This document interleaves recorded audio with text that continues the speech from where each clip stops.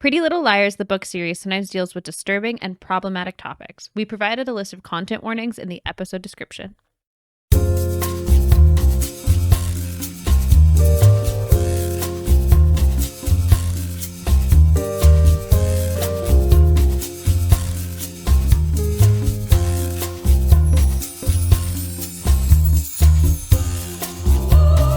Hello and welcome to Dead Ends. I'm Emily. I'm Brenton. And today we have half of the second book for you. Flawless. We do not have 2 new episodes for you. No. Not yet. But book 2, part 1. Yeah. So we read, I put it in the episode summary wrong, but I said, so sorry if you read the description and got the wrong chapters. You're a horrible teacher, Mr. Fitz.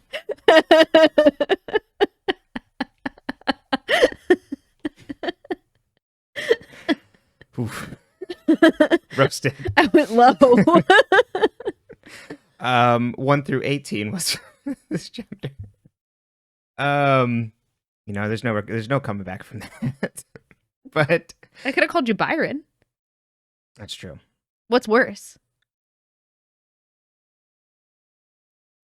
Damn, that's Fitz the is lowest of the low. Fitz is violating laus. So I guess that's Mm-hmm. the worst in that sense. But yeah, it's But not. he's still betraying his family with a 20-year-old. Yeah, it's like not a race you want to be in, I guess. No, not at all. Sorry for putting you in it. Yeah. You're welcome. Well, I luckily almost said you're welcome. You're welcome. You're welcome. Put you on trial right as we start. But luckily for this book, we've now moved over to focusing on Ren as also Ren is more in the focus than Fitz is in the beginning of this book. He's not really in this much. He is. He gets like one weird moment and then he's just kind of not for the rest of this reading. Which is probably good. Yeah, it's a weird moment for sure. What did you think of the first half? General thoughts. I think I just accidentally changed your page. It's okay. At least the plot's happening. Yeah. I like that. It's not as good though. Like I want more. Mm-hmm. I want more. I want deeper. Right. It's hard because like you've said before, there when you have 4 narrators telling different stories, because they're not all telling the same story. If you have 4, like I think of like books I've read that like you have a lot of narrators telling the same story. Like even like an Atlas 6 or there's lots of like fantasy stories where you have like your multiple third person limited POVs.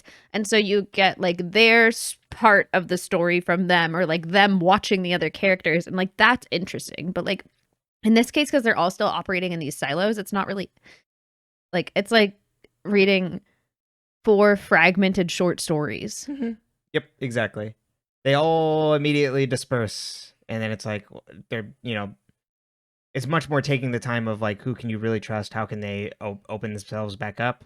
And it's like, okay, let's hurry this along. It's like a slow burn friendship. Yeah, it's like we need to put them in contrast with each other more, rather than just telling the one individual stories for each individual person.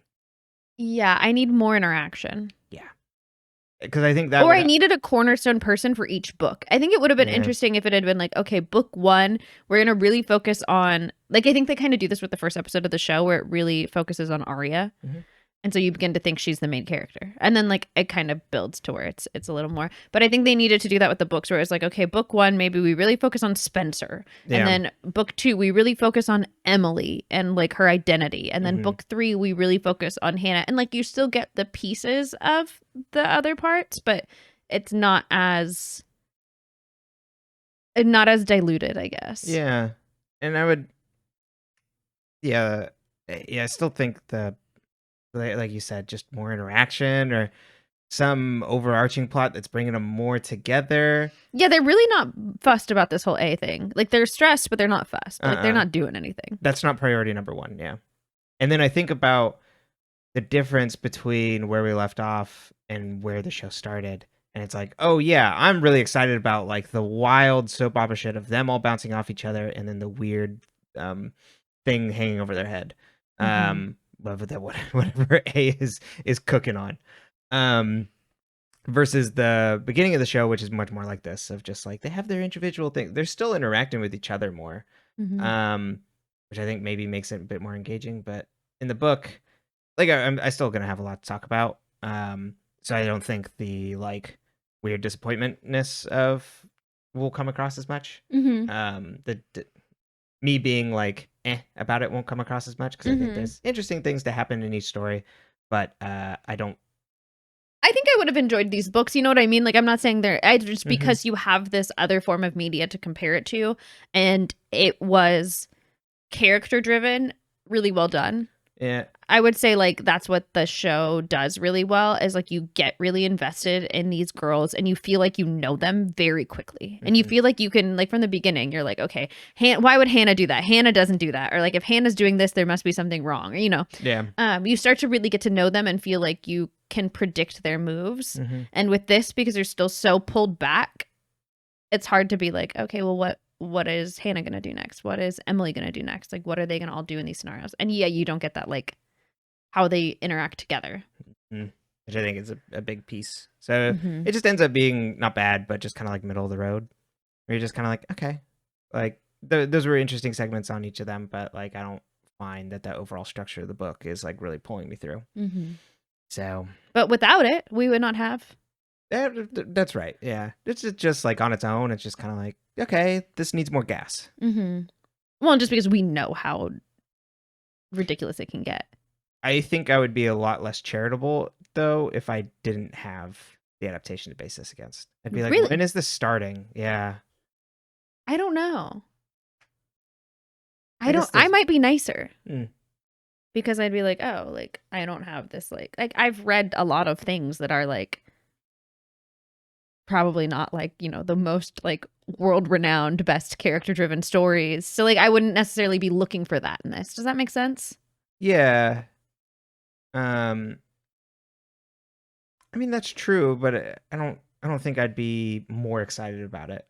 That's fair. Yeah, I mean, I don't think we would have read these if we hadn't watched the show. Well, yeah, I didn't read them the first time I watched the show. Yeah, I just don't. I think because I'm expecting a shoe to drop, and I think if I was reading this just regularly, I'd be like, okay, like. When are we starting? When are we getting this? When are things getting going? When is A really going to start becoming a thing? Right. So, but I think there will be more positive things that we say as we dig into the individual chapters and things. But before that, I figured it'd be good to go do an update on the strike since this is the reason we're reading the books, and kind of where we're at. Just to give a brief heads up, like by no means should you end your looking into this by just listening to talk about it. You don't want to be the speaker for an entire group that you're not a part of? Multiple groups. So the WGA reached a tentative agreement on September 25th. So it seems like they got like exactly what they wanted. It seems like a really big positive agreement that the writers like it seems like a big win. Their minimums got increased. They have increased health contributions. There's like AI stipulations around using it. So it's kind of weird. It's like they can't use AI to directly write a script. Writers can use AI to help write their scripts but given within certain parameters, and they can't have their scripts used to feed AI. So it's good it's doing the type of thing where it's like this is a real technology now, so we have to acknowledge it, but here's some guardrails around it, which I think makes a lot of sense and still is employing writers to be able to do those things. Do they mean by like using AI too, like how because there's an aspect of AI that is literally like predictive text? It's so I think this allows you to use that because I just think like, you know, when you're typing an email, even like it'll be like, and I'm like, oh yes, that is a better word than the word I was going to use. Like, right. Yeah, so I think it's allowing for, say, if getting into the weeds on those types of things did come up, writers are still allowed to use that as a prop, but while still employing writers and not having writers clean up a entirely AI generated script is my understanding. Higher minimums for streaming movies. There's increased foreign streaming residuals. So streaming, you write for something that's streaming in foreign nations, like licensed out that way, you're going to get residuals on that. Viewership based on streaming, there's viewership based streaming bonuses. So it hits a certain amount of viewers on streaming, you'll get bonuses. And so along with this, there's supposed to be more streaming data transparency, because right now it's anybody's guess. Yeah. Netflix says it's number one. Cool. And then there's also staffing provisions for the writing room. That was one of the things that they were talking about getting rid of, is writers' rooms, which is an important part of the writing process, and writers being involved in production and trying to scale those down as much as possible. So they've set a minimum amount of people that you have to hire for each individual production for a writer's room. It'd be so cool to be in a writer's room. Yeah, absolutely. Like that, I think that'd be really fun. Mm-hmm. I love brainstorming with people. Right. And then you just sit around and you have to like try and break the story. It'd be cool. Yeah. Anyway. So you can go onto their website, and so when I say a tentative agreement, that's because the members have to vote starting October 7th, or 2nd, so the Monday after. Monday, yesterday, when this came out, and trying to time travel there was really hard for you, wasn't it? So hard. And then through October 9th. So then we'll see if they like pass that. But writers are able to get back to work now, while they're voting on the contract. So writers seem to be really positive on this. Seems like a big win for them. So way to go, Writers Union. Yeah.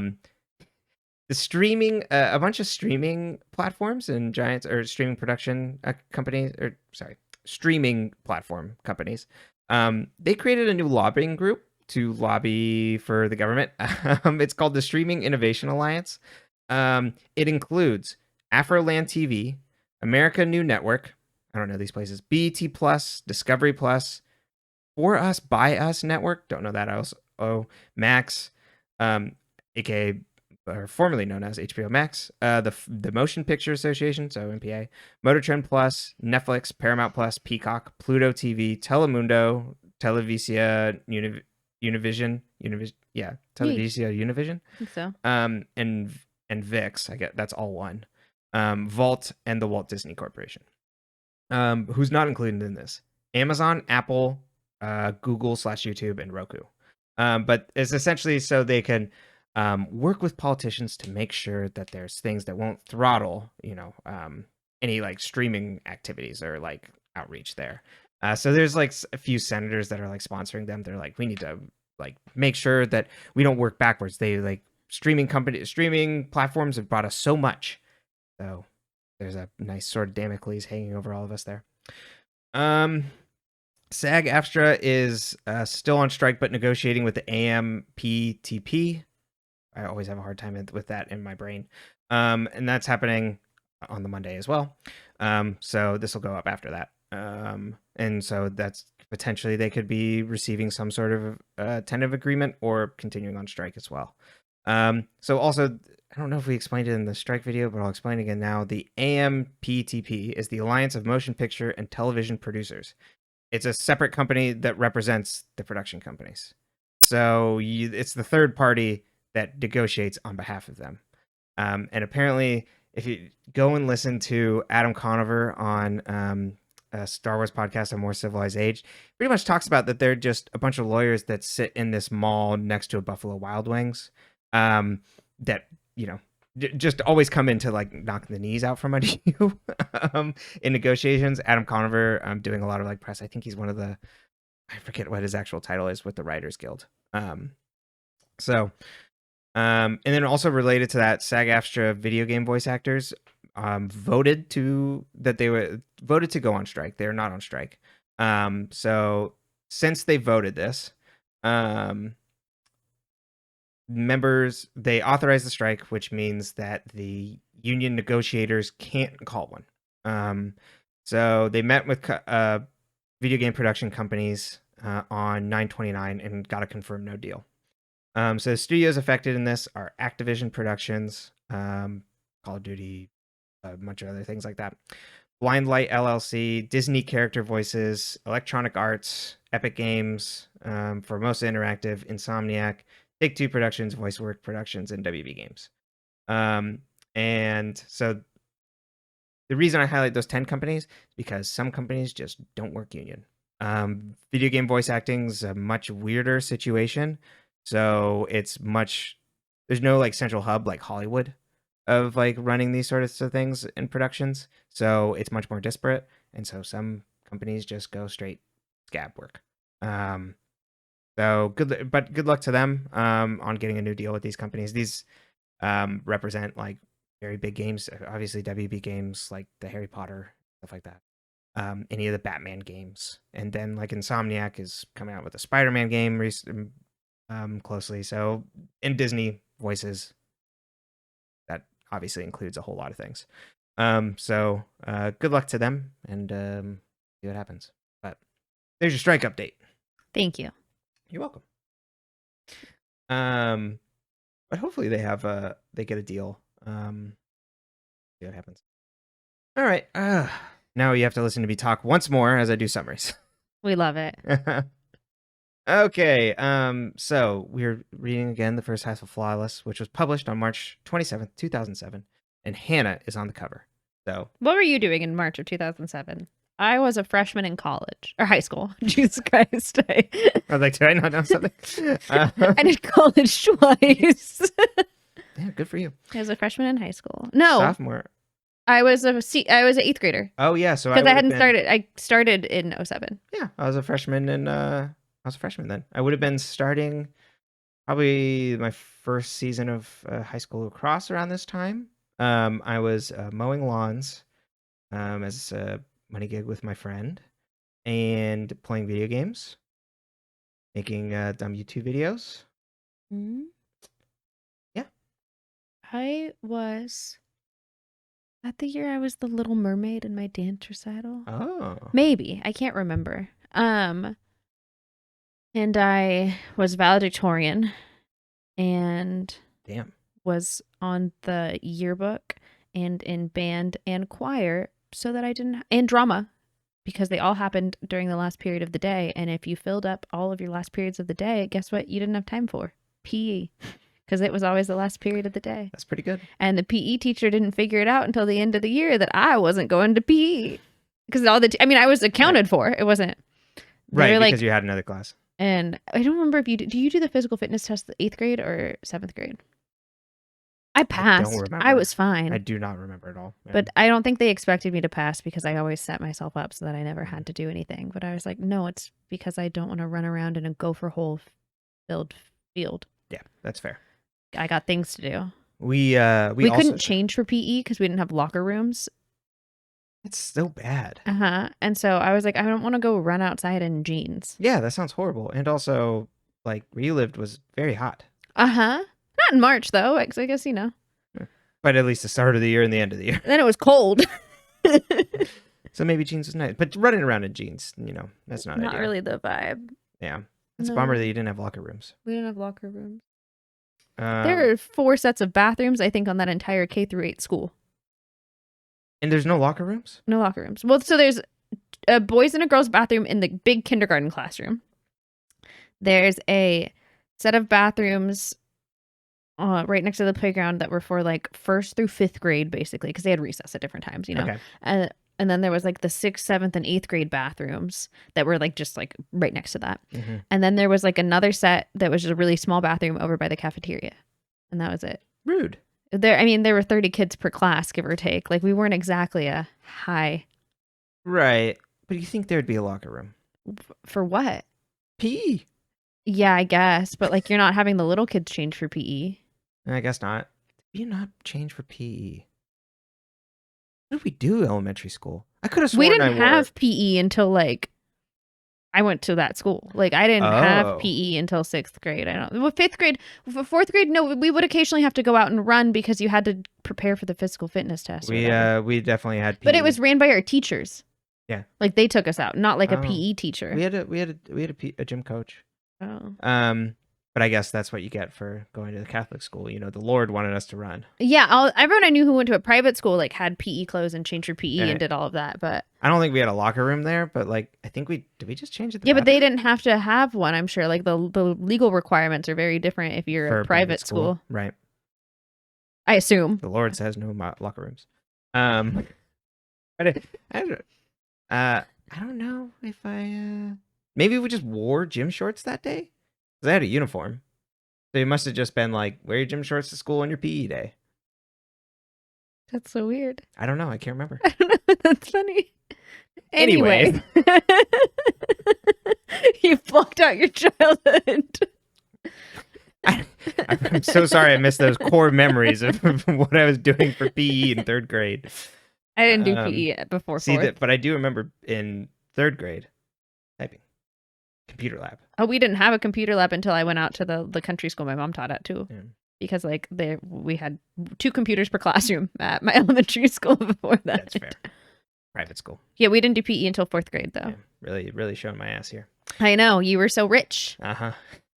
This comparison at the beginning up there is starting to make me uncomfortable. All right. When you went to Rosewood Day. Right.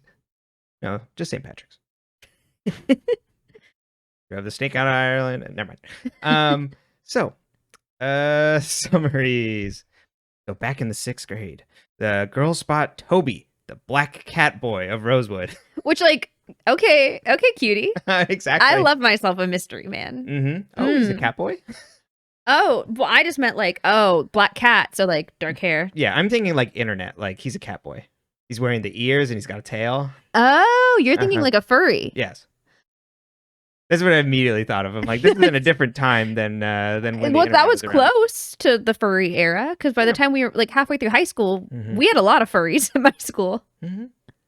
I don't know if they really, you know what I mean? Like, I don't know what the vibe was with the people that wore the tails occasionally because it wasn't very consistent. Mm-hmm. But it could have just been when they felt like it, and who am I to judge? But that's just what I imagine Toby is. I don't. And then they send him off to boarding school, and they have to make him drop it, not be himself.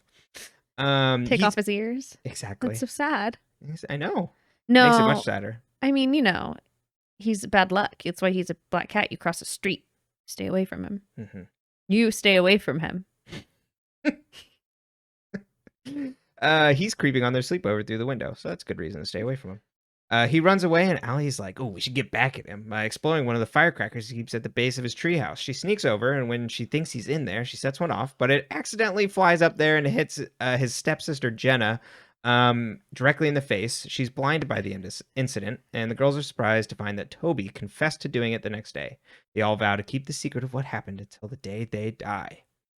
Back in the present, the friends agree to meet up at their old spot to discuss the A-text. Spencer remembers how how she kept a secret from all the friends, and on the night of the Jenna thing, Toby had come over to Spencer and Allison saying he saw what Allie did. Allie's like, well, I saw what you were doing, and if you tell, I'll tell your parents. She also made Spencer to swear not to tell. And back in the present, the friends discuss the A-text, but don't want to divulge their individual secrets to one another. Turns out Allison knew a secret about all of them. Shocking. They agree to work together if more texts come up, and they all leave, and Spencer gets another text about her keeping a secret about Toby. Mona stops Hannah outside the school where all the friends were talking about and tries to talk to her about the upcoming Foxy charity ball, but Hannah is distracted.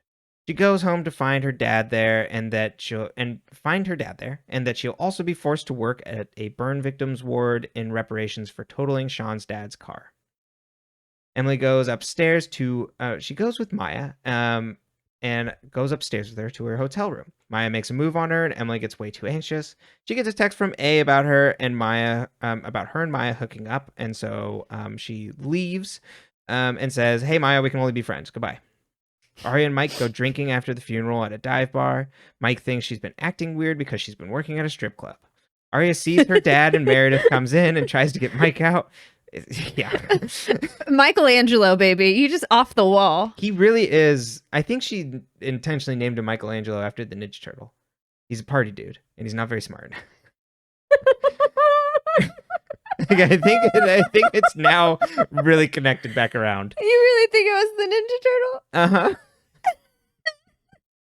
It's a similar vibe. I hope you're right. Does he say Cowabunga? He hasn't said Cowabunga, dude. Well, he's not feeling very about Cowabunga, dude. The rest of this book. I haven't seen him eat a pizza.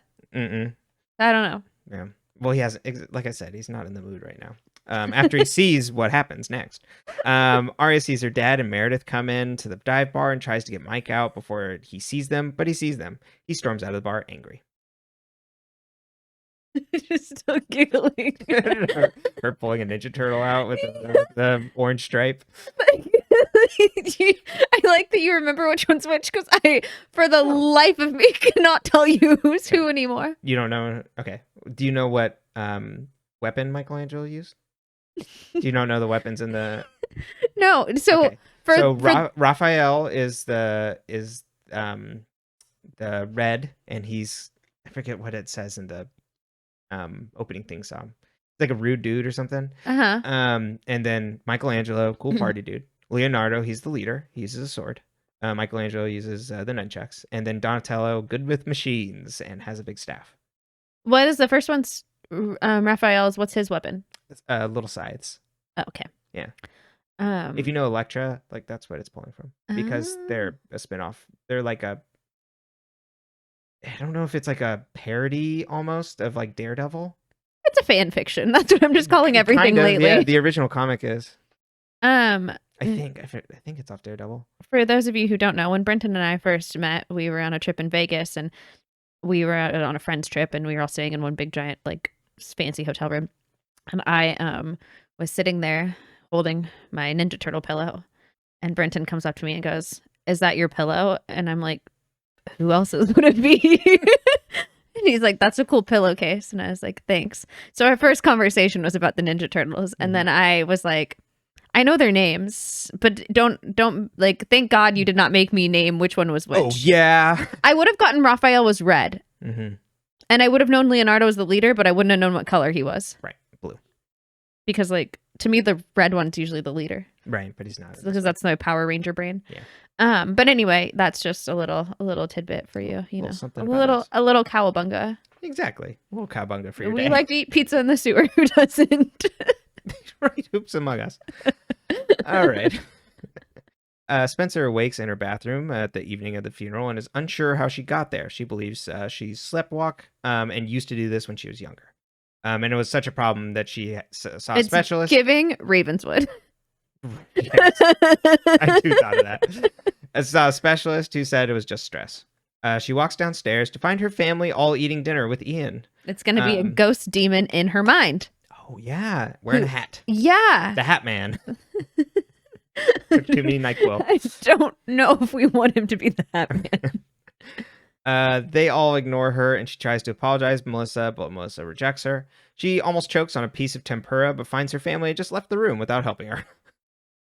Anna goes to work at the burn victims ward. She bumps into Mona there, who's leaving because it's a burn victims ward, but the other side is plastic surgery. That this is like Sean's dad's practice. And so she bumps into Mona leaving there and can tell that Mona was lying about why she was there. Hannah works cleaning out the rooms and steals prescription drugs. Her phone goes off to text from A saying they know something that would make her no longer the it girl. Hannah responds saying they don't know, you don't know anything, and A responds with, I know everything. Emily tries to quit swimming, second guesses herself, and finds out she's being made the captain, so she stays. Ben accosts her. Once again, whomst among us. Exactly. This whole Emily part is just like, it's too much. Too on the nose here. Ben accosts her in the well, not this part. Ben accosts her in the locker room and forces himself on her, but Toby comes in and gets Ben to leave. Arias sees Michelangelo practicing lacrosse in the rain, but he doesn't want to talk about finding their dad stepping out. She drives away and her car breaks down. Sean drives by and helps her out, and she finds him nice and charming. He notices her having a panic attack and helps her calm down. She tells him about her dad's affair, and he makes things weird by saying he doesn't know if he wants to be a virgin anymore. Spencer this does not come back around. Spencer is annoyed. Yes. Spencer is annoyed because she gets a B- on a quiz because she was so distracted by everything. Goes to a bookstore to get books for class and takes a call from Ren and tells him they can't date. She then finds her credit cards have been canceled by her parents, so she calls Ren back and is like, actually, what's your address? Hannah crashes the V Club meeting to reconcile with Sean. They talk a little bit and she gets him to open up at least. Emily is biking back home. That's how you read that? He kind of like opens up a little bit. Yeah, I mean, I guess it's like minimum. He's Uh-huh. not like actually like being like we can be together again. He's just kind of like, okay, like, well, and he's like, oh, I didn't think you would hear what I was saying about you here. mm-hmm. Like, I think that's to me what stood out was like this whole like he was complaining about her to V Club, and then she shows up, and then he's like, oh, well, like, you know, I didn't think you'd find out. Basically, it's kind of how it comes off to me. I think it didn't really register to me because it's like a private therapeutic meeting. Mm-hmm. I'm just like, of course he's going to be talking about the person that's like accosting him. Yeah, I think it's just like the way he apologized, like he feels guilty about it in a way, and so I'm like, what?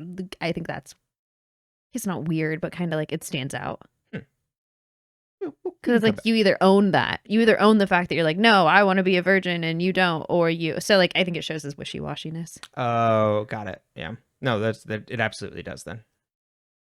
Because he's like, he doesn't know. Yeah. He just didn't want to be with Hannah. Mm-hmm. Yeah. Poor and Hannah. the poor right. But also poor Sean in the way he's working himself up into weird things. I don't feel bad for Sean. Fair enough.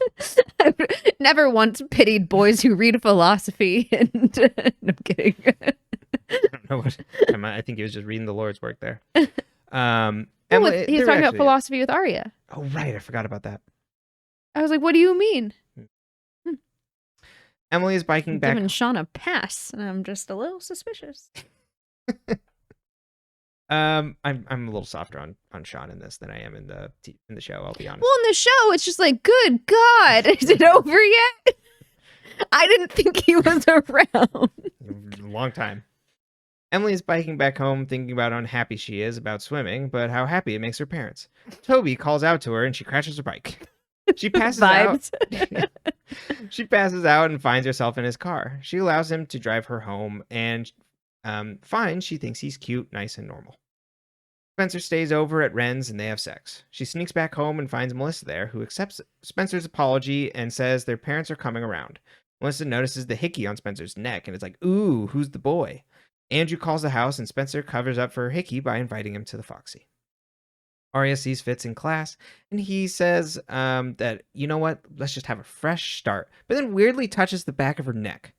Noel comes in and is jealous that Sean was asking about Aria. Noel's friend James tells Hannah that supposedly Fitz has girlfriends in New York and Hollis, and Aria is incensed. She goes out to the bathroom and gets text from A about Fitz and her dad, and then she notices a sticky note from A in the trophy case across from her. So we need more stuff like that. Emily sees Toby at the swim meet and remembers that Allison said she was dating an older guy in the 7th grade, when she was in the 7th grade, and wonders if she was dating Toby. Emily hangs out with him and he kisses her. Emily likes the kiss, and her first thought is that she kissed someone who Allie kissed. She then gets a text from A with a picture of her and Maya in the photo booth, threatening to send it around. Mona and Hannah shop for the Foxy. Miss Marin calls Hannah and tells her to go home because her dad's coming by to sign paperwork so he can get married to Isabel. They run into rival girls who start to unravel Hannah's lies that she said to Mona. Hannah tries to explain things to Mona, but also finds out that she's not comfortable with the things that Mona's kept from her either. Aria is freaked out that her family is having a dinner together. She tries too hard to be nice to everyone. Byron then leaves early and Mike follows close behind. Ella asks her if something's up with her dad, and Aria can't get herself to admit the truth. She gets a message from A giving her until midnight Saturday to tell her mom, or alternatively, she can make it go away. If she wants to find out how to make it go away, she has to go to a yoga studio the following morning. Mr. Marin visits the house, and him and Hannah have awkward interactions. He apologizes for letting things get bad between them and asks her how she's doing. He remembers back in 7th grade when Allison was mean to Mona and Hannah went over and talked to her, and he always thought that Hannah was so nice. He then makes her choose between going to the Foxy and going to a fancy restaurant with him, and spoiling any of my goodwill for him. She chooses dinner and is happy about this. Ew. Then she receives a text from A saying Hannah has to do what they say or her dad's going to find out about the Jenna thing. So we assume she's no longer going to dinner. Maya confronts Emily at her house about why she's ignoring her. Emily tells her she's now a swim captain and met a guy she likes and is taking him to Foxy. Maya's hurt by this and rides away, telling her that she can't change who she is. Emily gets in the car with her family and is excited to tell her mom about Foxy and Toby, and Mrs. Fields is happy. Bummer place to leave off. Yeah. You're welcome. It's not good. I mean, you did No. hit 50% though. My Kindle is like exactly halfway. Well, it's halfway through though, I guess all 3 books. So once again, I guess not actually helpful. mhm. Yeah. I mean, it's just kind of like I need more. Yeah. I need more. I want more shenanigans popping up. Like the A sticky note in the trophy case. Yeah. It's like perfect. It's so funny because she like turns around and like like how did A do this? How many people have walked by and seen that sticky note and been like, what the hell is this? Yeah. It's so good, but there's yeah. I also want more Noel Kahn, and I didn't think I'd be thinking that, but I need more Noel. Mm-hmm. He's jealous Noel, and now he's taking someone else to the Foxy too from the Quaker school. I know, and I want to know more about him. Right. So the Foxy is probably where we're going to get interesting things because he's going to be jealous to Aria. Yeah. And Aria's like, I've met many other men that I like more than you. Literally anyone. And Michelangelo is just like, why don't you like Noel Kahn the way I do? This it comes up again where he's like, oh, Noel does this, and I need to like, isn't that so cool? And he wants to do something exactly like Noel. Mm-hmm. It's like his personal hero. It's very cute. And Aria just is like, I have no interest in this boy. Now, my old friend's ex ? I am interested in. You know, because Sean's read a book. He's read a few. Also, speaking of books, Aria recommends a book to Sean when she leaves him a voicemail inviting him to the Foxy. And in my book, it is Ayn Rand. Right. It is Ayn Rand. This is one of those references that was updated. It is Ayn Rand. So this is Aria, you were a girl boss until now. This is updated to the unbearable lightness of being, I believe. Yes. Which is, I had to do like a bit of a little bit of Google searching on this because I'm like, I don't know this. But it's about 2 women, 2 men, like in their lives during the Prague Spring, which was a short period where they were like pretty much redefining their own democracy within the Soviet Union, and the Soviet sent in tanks. But it's much more a book about not democracy. Maybe it's what were they trying to do? Political liberation and mass protest. It was grant additional rights to the citizens of Czechoslovakia in an act of partial decentralization of the economy and democratization. And it's much more about like philosophy and like taking from like Nietzsche. I guess the unbearable lightness of being is like referring to the weight that life has.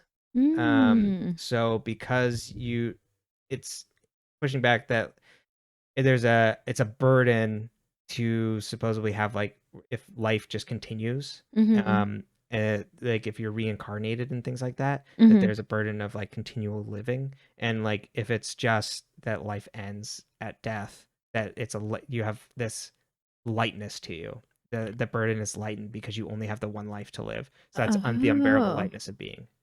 Interesting. If someone has actually read the book and corrects me, please throw it in the comments, but that's from my understanding. So love that. There's your philosophy hole. What? This has been a very educational episode. Exactly. But that seems like a much better update from Ayn Rand. Yeah.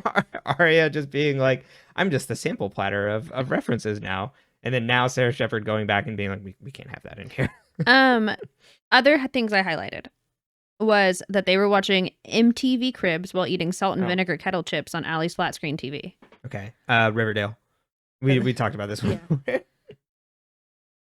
Did we talk about it on the podcast or just no? Okay, no, we talked about it. Yeah, I was like, I don't think I brought it up yet. No.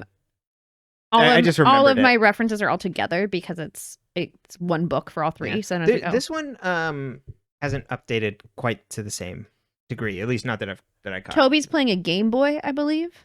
I believe it's a Nintendo Switch. There's also a part I highlighted that was the same in your book, but we don't get it. Oh yeah. So there's a section where let's see here. Yeah, it's talking about Emily's family. And it's talking about when the firework went off in the treehouse, and there's a paragraph that starts with, I don't know what chapter this is. It's the how it began. Okay, it isn't how it began. Yeah. Then the Kavanaugh's German Shepherd started to bark. The girls grabbed one another's arms. The side patio light snapped on. There were loud voices, and Mr. Kavanaugh burst out the side door. Suddenly, little fingers of fire leapt up the treehouse window.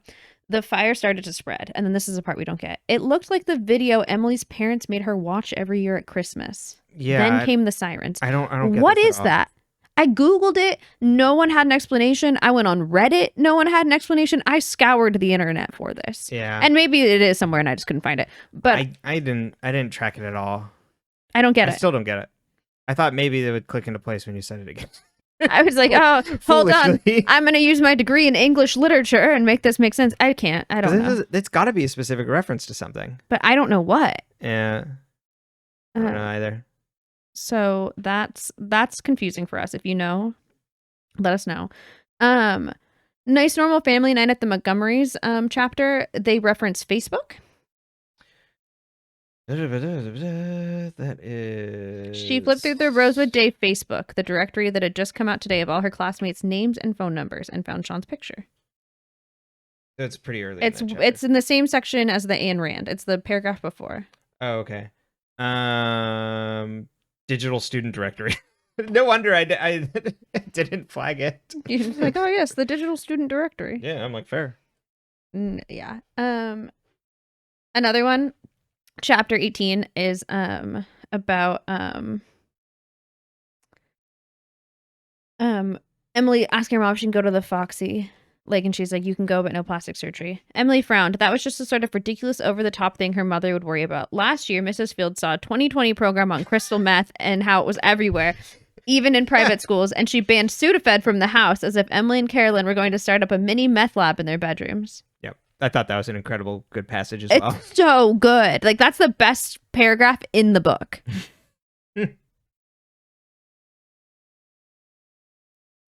And then the horribleness of Mrs. Fields being like, I'm so glad you're making other friends.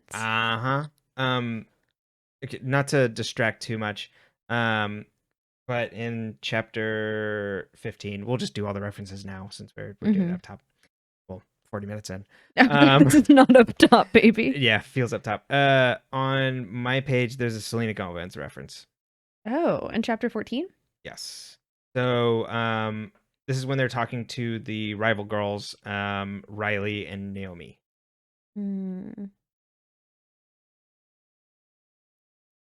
Click through. Chapter 15, sorry. Oh, well, that might make it easier to find.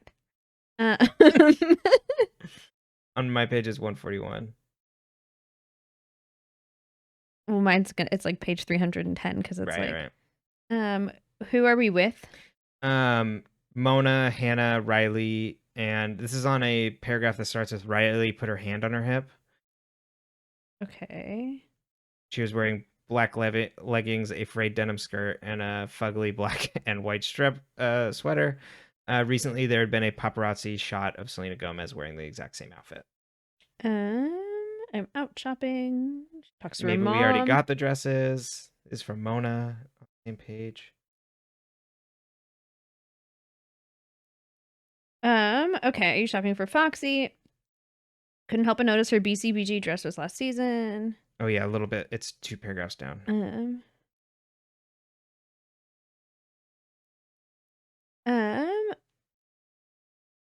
Riley put her hand on her hip. She was wearing black leggings, a frayed denim skirt, and a fugly black and white striped sweater. Recently, there had been a paparazzi shot of Misha Barton wearing the exact same outfit.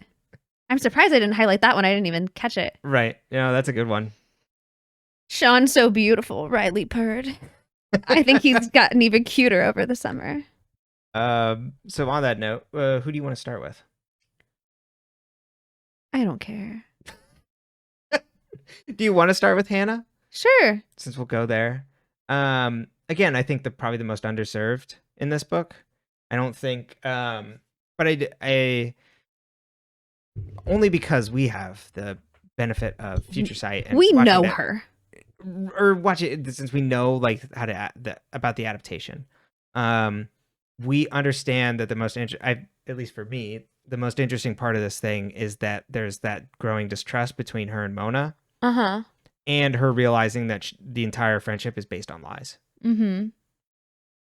And that Hannah has been carefully cultivating lies Mm-hmm. that are not immediately worrisome to her, only until it starts to break down her image does she start getting worried. I will say in this, Mona is still girl boss. Oh, yeah, absolutely. Like, she's at the country club, she's at a golf tournament, and she's putting sticky notes, we presume.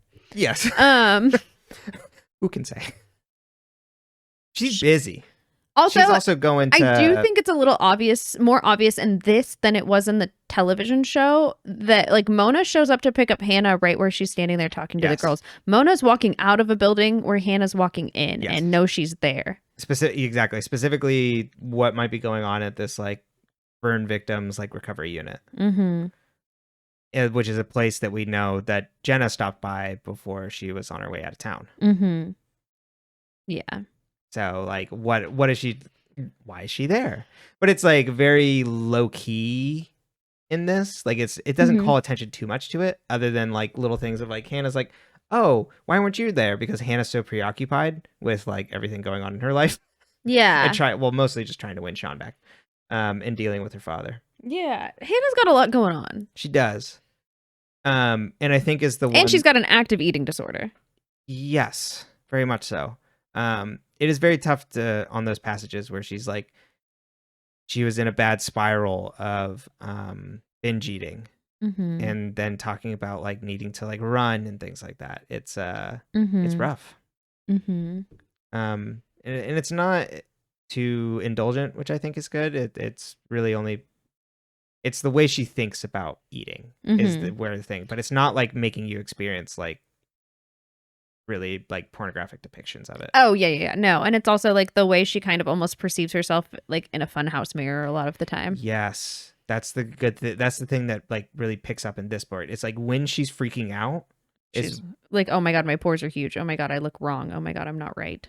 I'm not perfect." Right, and I think that's really well done. Because then she like calms down and goes like, wait a minute, I didn't quite look like that. But she isn't fully cognizant of it. It's just in those moments of like high anxiety or like things really tied together.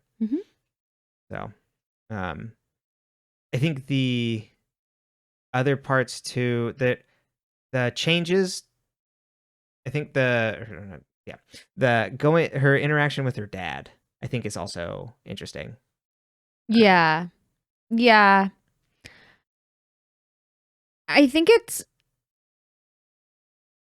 I don't really know if I'm like interested to see where it goes, because it's like she wants to forgive him so bad, but can't. And then also like he just shows up. Like, no. Ew. Yeah. Oh, I'm so sorry. I didn't do anything for the last year or two or whatever. Like, oh, okay. Well, my friend died. Right. So, maybe I wasn't the one who should have been responsible for maintaining this relationship. I was a child. But Hannah can't say that because she's not. Yeah, and she's still a child. Exactly, it doesn't fully get it, and really is pining for him to be more around because she doesn't have a parent that's involved. Yeah, the change in Ashley in this is interesting. Much colder and much more distant. I love the show Ashley. Yeah. Because you get one of my favorite clues ever. Call off your techno boy toy, or I'll tell the cops what your mom keeps in the lasagna box. And we're not going to get that in this version. I don't think Caleb exists in this reality. Right. He was invented to fill plot holes, and boy does he! And then did he create his own? But yeah, Miss Marin is like way more distant and cold. There's like no, other than that she has to like keep her house together, and she's doing it the best she can. It's like the best grace we can offer, but she's not a likable character. No, she's not likable at all. None of the parents are really. Maybe Ella. Right. Yeah, because Ella is mostly just like flailing about, like, and it doesn't seem only about her marriage, because she's doing right by her kids, but she doesn't know how to help them, and her partner is stepping out. Quite literally in the middle of dinner. But in this scene with Mr. Barron, like, you get the idea that he's like, oh crap, I've messed up. But he doesn't know how to not do things selfishly.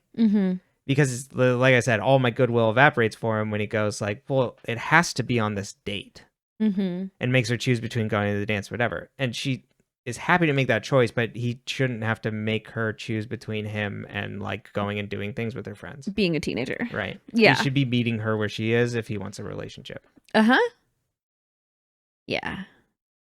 Okay. So it's manipulative, yeah. So I thought that was an interesting way of, because the show version of Tom is like, this guy fucking sucks. Like, get out of here. He's forcing Isabel and Kate on them. And maybe that'll come up later, but at least in this moment, it seems like he's a parent that doesn't know what to do, but is still very self-involved. He almost seems more like Spencer's dad from the show. Yep. Okay. And then Spencer, should we move to Spencer? Yeah. You know, good Lord. Girly Pop's having a go, and she's sleepwalking. She almost chokes, and her family doesn't do anything. They get up and leave the table. They cancel her credit card so she can't buy books for school. Right. And then she sleeps with a pre-med student. You can see how she's making. You know what I will say about her, though? She makes choices. Yeah. Girly Pop lives her life. And while I don't obviously condone that type of relationship in this fictional setting, I am like, you know what? Go off, girl. Like, piss him off. Because in theory, it's not safe. That is not a recommended behavior. No. But you're going to a predator. Yeah, if he's fucking horrible. If you're gonna spiral good. Yeah. Like, she is caught between two. She's not caught between two horrible choices, but she has two horrible choices in front of her. Like, she doesn't have good options. Exactly. Placating her family will get her nowhere because they have immediate disregard for her entire life. And it's only through the grace that Melissa decides to show. And we don't know why she decides to show her this. Is it Melissa's done playing with her, so she's like, okay, you can come back in and I still have power in this house. It's like, I checked you, that's my read on it. And now it's fine. Now we can, now that things are like, now that our parents will let you die at the dinner table, we can let you come back in. That's because she has Ian now. My guess is Ian told her to forgive Spencer. Got it. Which is another shoe that gets to drop. Yeah. Also, the Ian being there and Ian being like, oh, does Spencer want to go get dessert? And her parents are like, Spencer does not get to have dessert. Right. And I'm like, that's right. You know what I always say? If you make out with your sister's boyfriend, no more ice cream. That's what I was going to say. No more Baskin Robbins for you. You will get none of the 31 flavors. Isn't it 32? 32. Crap. I was going back in my head before I made the reference. I didn't get it right. I don't know if that's true. I've never really had it because it's not really my thing. I worked at an ice cream parlor. I didn't need. Right, you didn't need Baskin Robbins. No, I had like homemade, handmade ice cream. Like no Dairy Queen for Spencer. Yeah, it's messed up. It's wild. So like, also, why cancel her credit cards? She's not spending anything. She's literally at a bookstore to pick up books for school. She's going the extra mile too. These aren't required texts. And she's like, I'm going to go get this because I'll do better. I would be telling people my parents canceled my credit card. I would be defaming the family name. There would be a fire in the front lawn, and I would tell the police that I said it because I needed attention. Right. It's in the face of my sister. No, and her parents. The parents are worse than the sister. That's true. Why was Melissa enabled to be the person she was? Right. But where Spencer's at now, she's like, my God, Melissa is taking everything from me. Yeah. Well, and she can't blame her parents. None of these girls can blame their parents. No, not yet. They don't have that like developed yet. That would be a fun plot line. Exactly. Well, yeah. But this is, So what if you tell my dad about the Jenna thing? What's he gonna do? Like, didn't even fucking show up. I would not have been easy to bully. Like I would have been like, oh, okay. Yeah, sure. I didn't set the fire. Uh-huh. Who are they gonna believe, me or you? But these girls are much more intertwined with other things. Yes. Well, they keep doing sketchy shit. Mm-hmm. Except for Emily. Emily's just having a go. But I do love we'll get back around for that. The dramatic irony of Spencer coming home and Melissa being like, "You've decided to forgive you," and Spencer being like,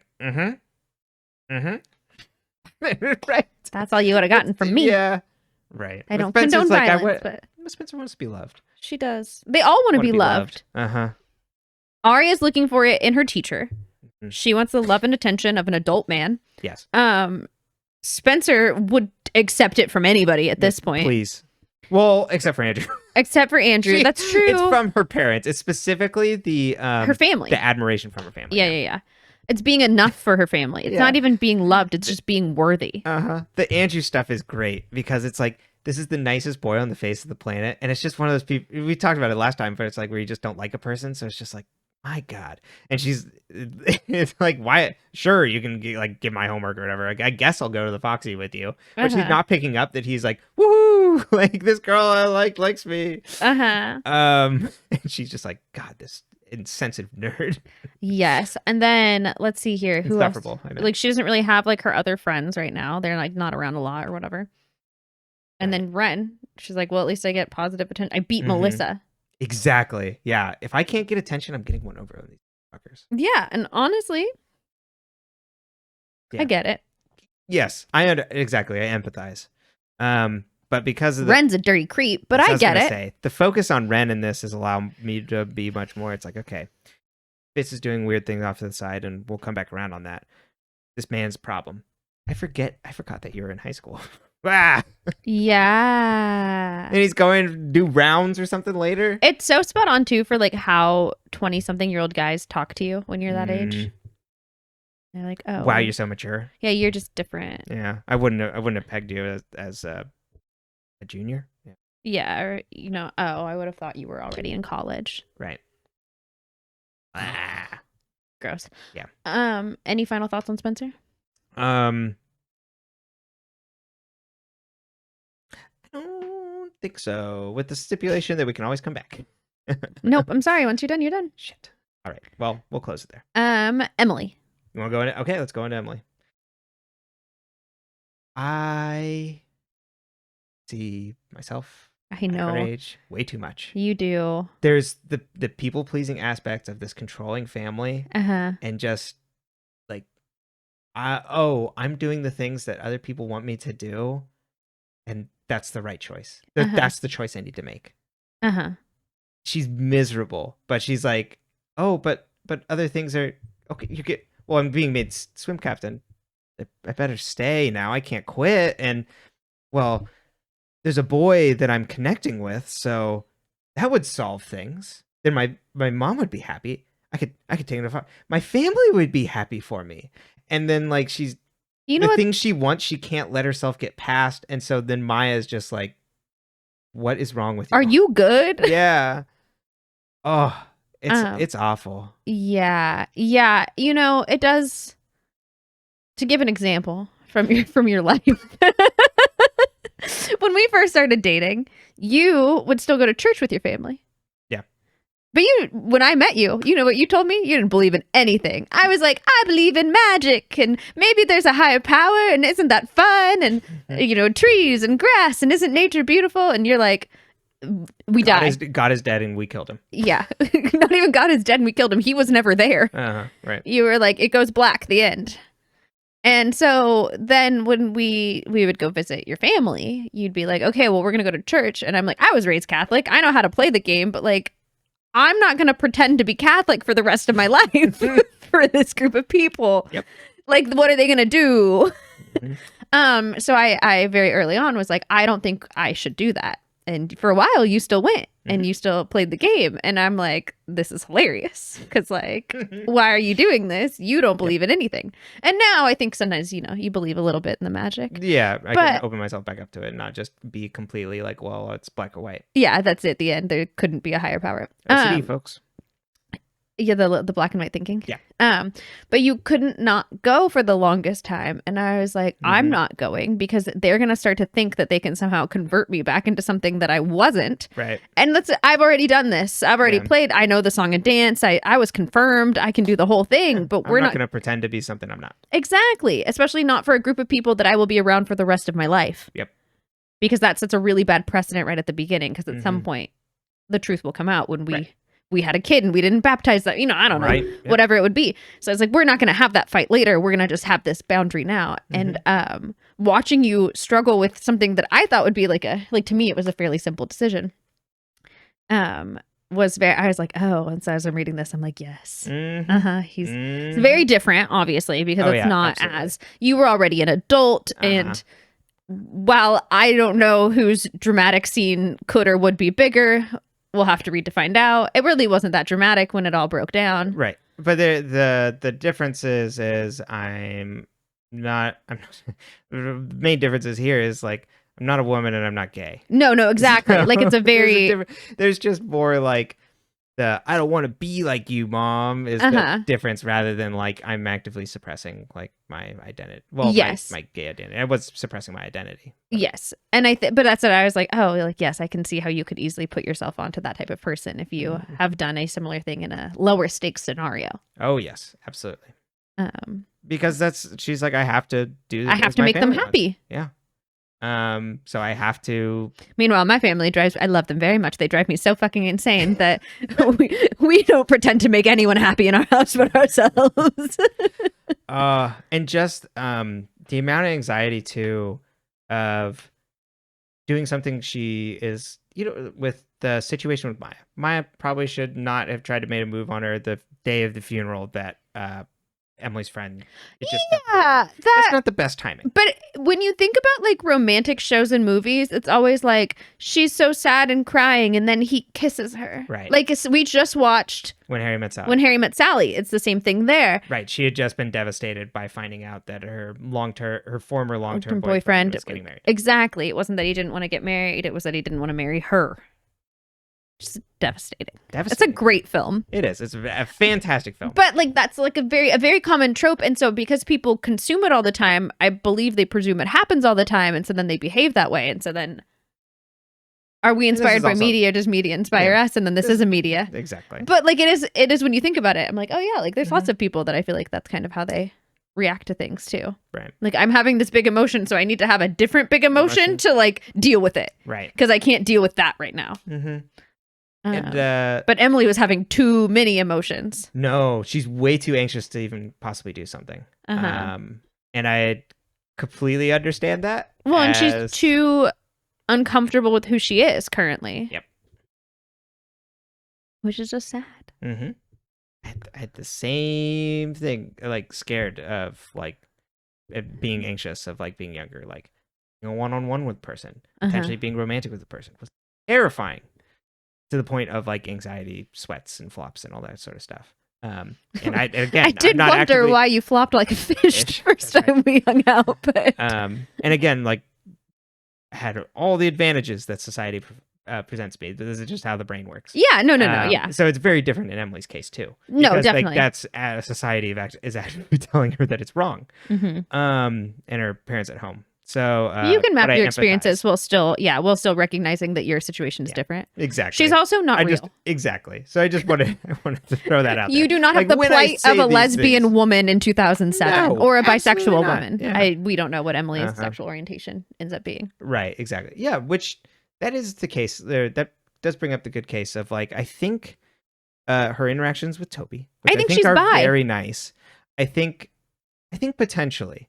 But I think a lot of what she's finding with Toby is that it is someone that she gets along with very well and that is seeing her. She has a friend. Exactly. That is how they do it in the show. Yeah. And so I think because she wants to be loved and validated, that this love and validation comes from Toby. Because even when she kisses him, she's not thinking about kissing Toby. She's thinking about that he kissed Allison. Good catch. She's thinking about Allie. Yeah. And so I think, you're right. She's definitely, Yeah, so I could definitely see her being bi, but I don't think with Toby. I think the attraction there is someone that she can talk be with. To. Exactly. she's falling in love. She likes the person a lot. I don't know if she's like romantically interested, because then when she thinks of Maya like coming over, she's like, you know, those romantic thoughts come up again. And she's like, no. You're right. I have a boy, but I like men with their saggy butt jeans. Oh God! I mean, there was nothing worse than the saggy butt jean era. I'm not gonna lie. Takes us back, doesn't it? You did sometimes see their ass, but it wasn't on purpose. Yeah, that part especially is not exciting. I will never forget during the era of really saggy pants, sitting at my grandmother's house with her. It's a great start. And she had these big windows to the front, right? And this guy was walking down the street, probably like in his 20s, with like his big saggy jeans. My grandmother goes, his pants are gonna fall. And sure as shit, about 3 feet later, his pants fall.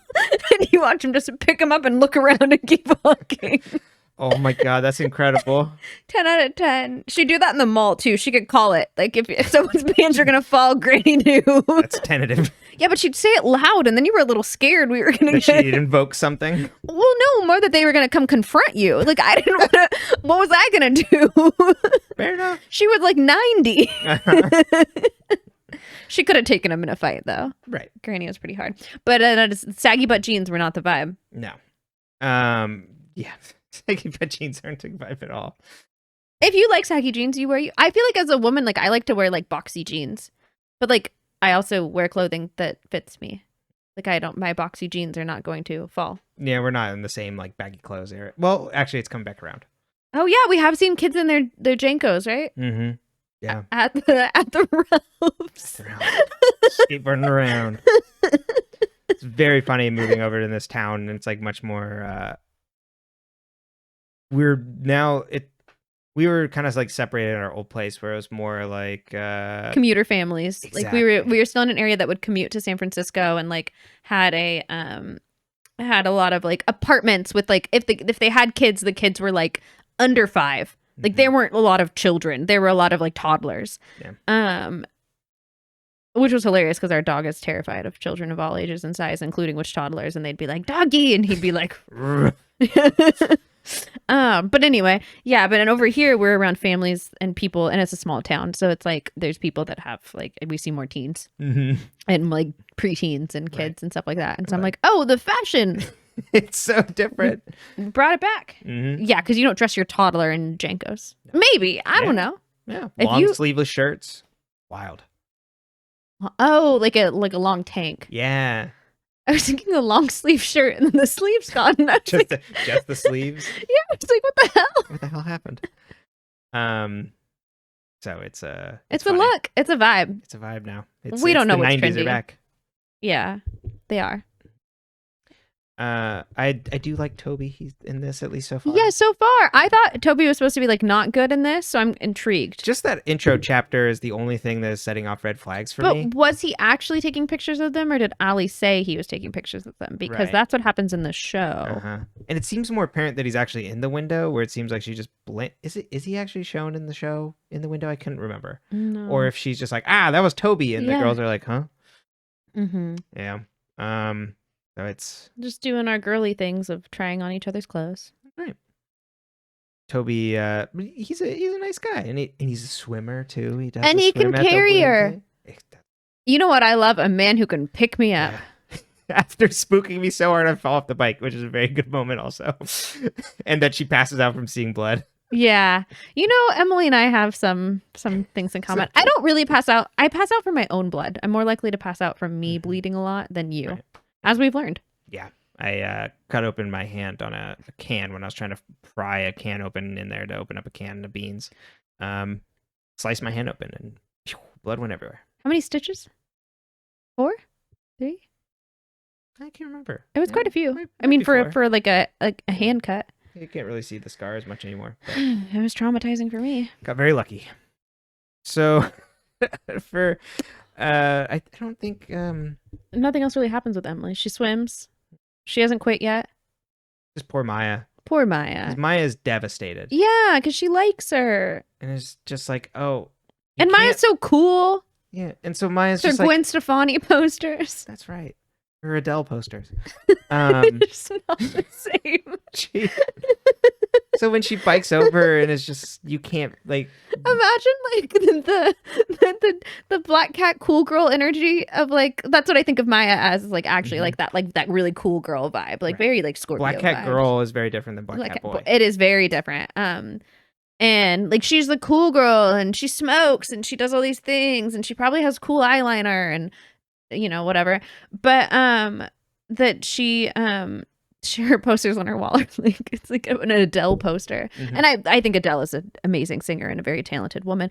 Right. But I just don't envision that being the group, that same energy. I could even see K-pop before that.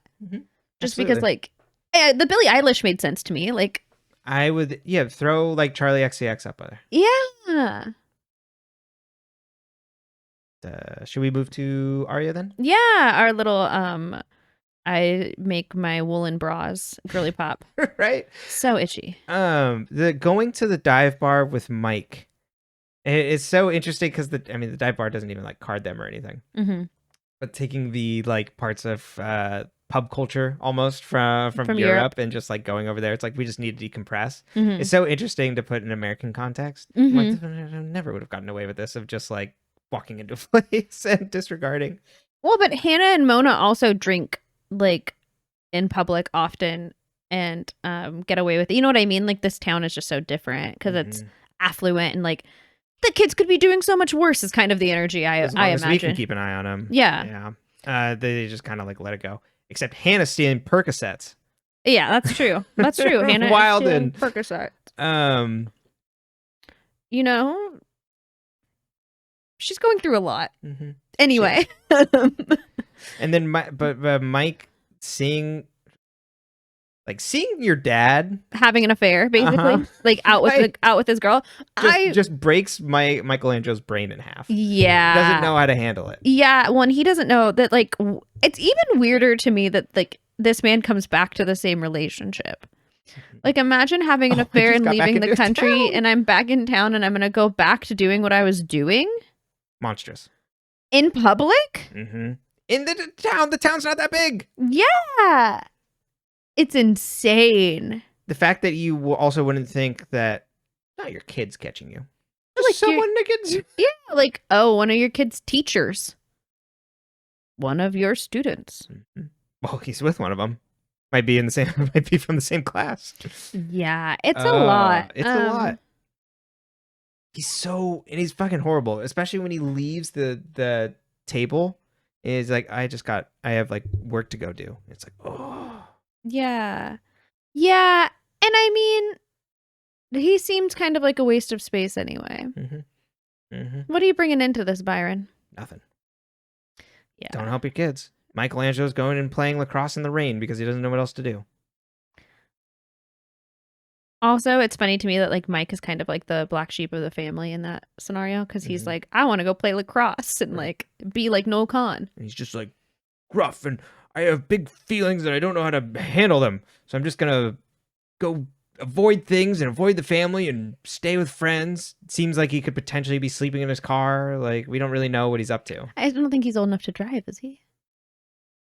Oh, maybe not. And Arias is the one that drives him around. Yeah, you're right. But we don't know what he's doing. He's out and about the place. So, for Michelangelo. It's a very different interpretation. But then you know what I gotta say about Aria? Like, I was rooting for her. I was in her corner. And then she put out the Ayn Rand. Well, it's updated. I don't know what you're talking about. She was talking about the unbearable lightness of being. But the part where she does get picked up by Sean, and they have this nice little conversation together, and she's like, "Ooh, I might like this person." It's like, "Oh no, red flag." Okay, well, so what I love about Arya so far as you're reading is, you know what you realize? Arya will kiss anybody. Arya's like, "Oh, he got so close to me. I thought he might kiss me." Okay, but the person who's most likely to kiss anybody is Emily. That's true. That's true. You know what? Emily kissing everybody. She doesn't get Arya. Oh yeah, because I did when I was reading it. I was like, okay, Emily. Arya doesn't kiss Sean. She's just kind of interested. She leaves a voicemail for him. Yeah. And we don't know where And she didn't know about Hannah and Sean until after that. Right. Which is important to know. She still invites them. Well, she does, but exactly. She still leaves a voicemail. But they're not friends. No. So that doesn't matter. But much to the chagrin of us reading the book. Yeah. They need to get the friendship going faster because I'm a little bored of There's that. maybe only a couple spots where they even interact with one another of like, Arya goes like, "Hey Spencer, did you receive a text?" And Spencer's like, "No," runs away. Yeah, they're all like lying to each other still. But they don't even see each other often. Mm-hmm. Like there's no opportunity for interaction. And it's like, just anything? Yeah. Well, Spencer's out of town. Right. Shacking up. Mm-hmm. The love of Shack, baby. Uh-huh. But the Arya and Sean thing, I think, could be a potential avenue for this, which I think is what we're leading to when they're probably going to be at the Foxy together and Hannah's going to lose her mind. Yeah, and it'll be dramatic. So I hope that, I hope we get that at least. I think every single book is probably going to have one big dance party. Yeah, because like that's kind of like the big plot in the show. The con party, it's the Foxy charity drive. Which I do think it's also interesting pointing out with like Emily. It's like, oh, Emily's sister is like, oh, Emily, you get tickets because you're captain. We would never be able to afford these things. And so I'm just now going to have a night in with my boyfriend. We're going to watch movies. We love Carolyn. Carolyn is so, she's not really here. She's here. She's not fussed. Yeah. She's like in a relationship in her like late 20s, 30s. Yeah, she's just like, you know what? We're gonna have a nice night in. We're gonna get a pizza. We're gonna stay in our jammies. We're gonna put on a cooking show, maybe. Right, with her boyfriend, it's like we're just gonna go to the Applebee's, and like Emily's like, you would go to the Applebee's like on a Friday night. And I'm like, that sounds all right. You go get your nice dinner. You go have a drink. We used to go to the Applebee's because you could get Jello shots there. There you go. Maybe she's doing Jello And shots if you went when they were closing and you worked at a place that they wanted your products from, you could get them to trade you milkshakes that your company made for Jello shots with the lids on them. That's pretty because they were in the little plastic things. That's fun. I don't think they were supposed to do that. Probably not. But I mean, small town. Yeah. Especially, I mean, I should not have been able to acquire them. You know, I stopped working there when I was 19. Now that we're talking about teen drinking here, maybe things I was always with the people that were all over 21, which is also why I have a lot of great anecdotes for how creepy men are to you when you're a teenager. Goes both ways, don't it? Uh-huh. So, yeah, we like Caroline. We like Caroline. And her sister's just like, she's... And you know what? We support the Applebee's. #NotSfun. That's right. I don't think either of us can eat at an Applebee's with our food allergies. Probably not. I don't think I should have ever been eating at an Applebee's. I just like that Emily's just like, my sister is the squarest person on the face of the planet. Yeah. And we're like, she's a vibe. Yeah. I'm like, you know what? Sometimes plain white bread is fine. Right. And also she supports Emily. She's does. Like, good job, Emily. Like, that's so cool that you're captain. She's not jealous. No, she's even though not they're jealous. on the same team and she's older. Also, do you think that the coach made Emily captain just to keep her around? Oh, yeah, 100%. Okay, cool. I think the mother and the sister are all in on it. Yeah, cool. Got it. All right. They were like, she's going to quit. And she's like, okay, well, I'm going to make her captain. Is that okay with you two? And then, yeah. Cool. Adults are weird like that. Mm-hmm. She says at 30. Right. Grown-ups are so weird. I don't want to be like that when I grow up. Meanwhile, we're never growing up. No. It's just us. That's right. So Sean and Arya. They exchange books. And out of everybody, he does of the age-appropriate things for like Arya, he does actually make sense as a romantic interest because he like has similar interests as her. Mm-hmm. He's also much more like he is kind because he's like, oh, like I see you're in distress. Yeah, let me help you. Exactly, in a non-weird way or anything. He's like, I know this and I understand this. And it seems like even though the conversation steers to, I don't know if I want to be a virgin anymore. It seems like that I joked that he makes things weird, but it doesn't come back around to where Arya feels weird about it. So I assume he's just opening up. Yeah, I think for Arya to feel weird, you'd really have to cross some lines. Right. Like there'd be some international law violations to make Arya feel uncomfortable, and even then I'm not sure. Mm-hmm. I do wonder domestic laws too, are we gonna learn though that like a Noel Khan is actually like really book smart, or like, you know what I mean? Like I think we're gonna get a soft side. I just feel like they're setting it up so that she's gonna end up with Noel. Mm-hmm. Like it's just the vibe I read. Totally, because of how jealous Noel is, and how she's just like, I don't know, he's pursuing her, and I don't think Sean will be the end one, but I think pairing from the car ride and stuff makes sense to me, even if I don't think it's going to be the right thing. Like they do a good job of at least like being like, oh, this is what she sees in him and making him more of a character than he was in the other one. Just like just the most boring man alive, who is just like, I don't understand you, Hannah. And that doesn't excuse all his other things. And we can actually talk about we didn't talk about with Hannah's thing, but it's related to Sean, the V Club, and her arriving there. Oh yeah, we talked about it. Mm-hmm. Just in a sense that like his wishy-washiness. Yeah. I mean, I think that's really what it is. It's kind of like he's not sure what he wants, and she's there, and he's like, you shouldn't be here, and it's like, oh, why? Mm-hmm. Just because I loved and wanted to sleep with you doesn't mean I want to sleep with everyone. Right. And just but like he is also right to be suspicious of her, because she's just like, any second now, yeah, he's also not being honest with her himself. No. Only with Arya. Right. And Arya right back. Because you're the one who pointed that out. You're like, because you sped past me when we were reading, as you do. And you were like, oh my God, Arya's telling him everything. Yeah. Well, she's just, she needs someone to talk to, and you're in the rain and it's romantic. Better than your teacher. Yeah, you're no longer hooking up with your teacher, and it's just probably. But he grabbed you behind the neck. Well, like, okay, so I was thinking it would be like, when like, I don't like when people do this. I don't like when people grab my neck. Like, you can rub my neck, and like, if I know you, like, maybe, but like when someone grabs me by the neck, it really freaks me out. Yeah, it seemed to me like they're doing one-on-one, and he reached around like there and then went and grabbed behind her neck. I was thinking like this. Like, this is why I gotta watch. When someone's like I feel like guys do this to guys, so they're like, "Hey, buddy," and they like grab him, like basically where your traps meet your neck. Right. So do you think he did that and was like, "Okay, we're settled"? Yeah, like we're friends, and she's like, "We're in love." Yeah, no, 100%. I was on her side. I'm like, is that a sign? Because I was assuming he was like coming around and like embracing her. No, I think he just like squeezed her neck, like the way you do to like a kid. Okay, and just like, all right, sport. And she's like, love. Yeah. And then she's hearing, it's like, he has other girls in other area codes, and this one. He's got hoes in different area codes. And this area code. I don't know if Hollis and Rosewood share the same one, but I would assume so. It seems very small. Incensed. She's very upset. But he's not at all in this, and I was like, that's fine. Yeah, I mean, I can't wait for him to go to jail. Right. Just like Ernest. I want him in orange. In an orange jumpsuit. Yeah. Any final thoughts on Arya? I think that's kind of where we leave off with her. So I think that's about it. All right, then. The other thing that I didn't bring up with Toby, well, one, that he's a deadhead. That they're bringing around, talking about him wearing the Jer Bears, but that like Emily and Spencer are like hearing his voice of like, or that Spencer's hearing his voice of like, he's gonna get her. So they're all on edge. They're all paranoid. Exactly, except for like Emily. No, she's going.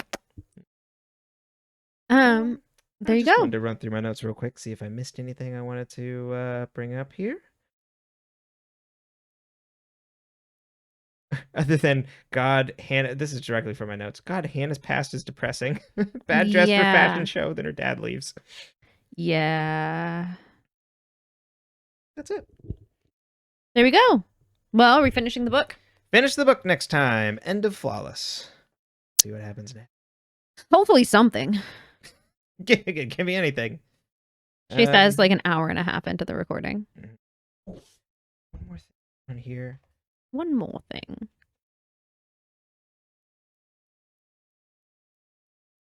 Oh, this is from Emily. This passage just fucking got me, and then we can end this here.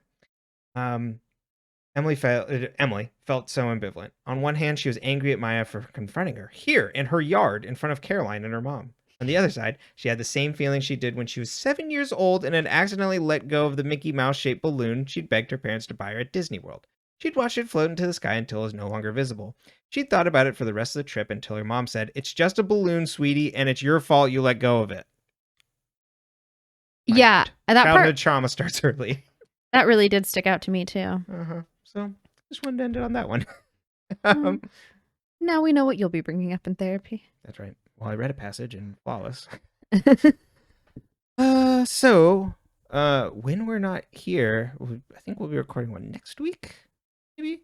We started doing Let's Plays back on my YouTube channel, which you can find in the link tree in the descriptions of this. It's called Burger Discourse, at Burger Discourse on YouTube.